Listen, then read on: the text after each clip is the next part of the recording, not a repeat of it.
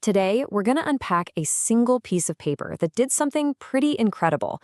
It ended a 200-year-old empire and completely redrew the map of South Asia forever. This is the story of the Indian Independence Act of 1947.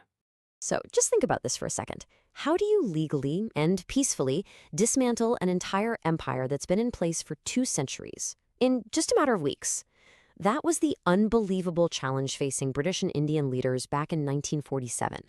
And the answer, believe it or not, was this: a single act of the British Parliament. This one document, the Indian Independence Act, was literally the legal key that unlocked the future of South Asia. Okay, so where does this all begin? Well, it starts with a deadline.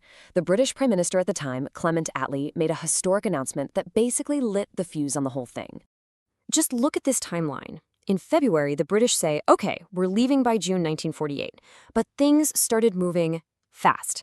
By early June, the Mountbatten Plan for partition is on the table, and suddenly that timeline gets slashed to just 2 months. Incredible, right? As you can imagine, Attlee's announcement just uncorked this whirlwind of political pressure. You had the Muslim League demanding a separate state, and the Congress Party pushing for a united India. A huge constitutional crisis was brewing, and something had to give. And this slide really gets to the heart of the problem. The Muslim League was adamant about partition, and the British government basically said, look, we're not going to force a constitution on anyone who doesn't want it. So right then and there, the idea of a single united India was pretty much off the table. So what's the solution? The Mountbatten Plan. It becomes the political compromise. Amazingly, both sides agree to it, and the Indian Independence Act is rushed into law to make it all happen, like right now. So what did this act actually do? Let's dive into the legal nuts and bolts. I mean, how exactly do you create 2 brand new nations from scratch? Well, it really boiled down to one core purpose: to create just two new and independent nations, India and Pakistan. And this right here shows you the total transformation. British rule, over. As of August 15th, India and Pakistan were born as independent dominions, basically self-governing nations within the Commonwealth, but, and this is key, they had the right to leave anytime they wanted. Even the King of England's title changed. This was a complete and total break from the colonial past. But here's where things get really, really tricky.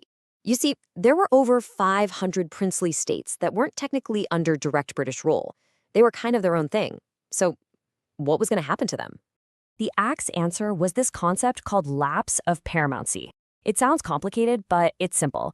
On August 15th, every single treaty and agreement between the British Crown and these princely states would just vanish. Poof, they were suddenly on their own. And this left their rulers with a massive country-defining choice. Do you join India? Do you join Pakistan? Or do you try to go it alone and remain independent? The decisions they made would end up triggering years of conflict and completely remaking the map we see today. So, we've seen how the Act created new nations and sort of set the princely states adrift. But how do you actually hand over the keys to the government? How does that work on a practical level? Well, the Act was kind of like a legal wrecking ball. It just systematically demolished the main pillars of British rule. The office of the Viceroy, the most powerful man in India, gone. The Secretary of State for India, back in London, abolished. British control over who gets hired into the civil service, all of it, over. And you can really see that shift in power when you look at this table. The all-powerful Viceroy gets replaced by a Governor General, a new role that was appointed on the advice of the new Indian and Pakistani cabinets themselves. The British monarch's absolute power to veto laws, gone.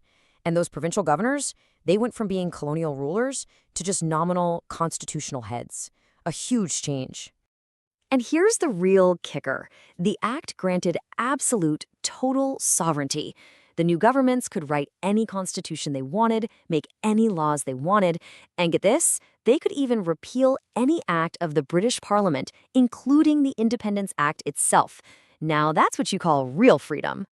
Of course, you can't just invent a new government overnight. You need continuity. So as a practical solution, the Act said that for a little while, the new dominions would be governed by a modified version of the old 1935 Government of India Act. It was basically a stopgap to keep the country running until their new constitutions were all written and ready to go. So all of this legal groundwork, all this intense political maneuvering, it was all building towards one of the most iconic and powerful moments of the entire 20th century. And this quote just says it all. At the stroke of midnight, it was done. 2 centuries of British rule in India came to an end, and power was officially and formally transferred. The legal framework of the act finally became a lived reality for hundreds of millions of people. And with that, the new leadership of India took charge. Lord Mountbatten, who had been the very last viceroy, actually became the first governor-general, and he swore in Jawaharlal Nehru as the nation's very first prime minister. And the final piece of the puzzle?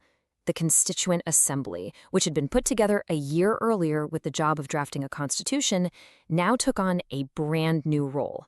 It became the first functioning parliament of the independent Indian Dominion, completing that massive transfer of power. So when you look back, the Indian Independence Act was a legal masterpiece in a way, a blueprint for ending an empire in record time. But, a blueprint isn't the building itself. The clean, simple lines of the law just couldn't contain the messy, chaotic, and often tragic reality of partition on the ground. And that leaves us with the big question that still echoes today. How much of the chaos that followed was actually written into the DNA of this very act?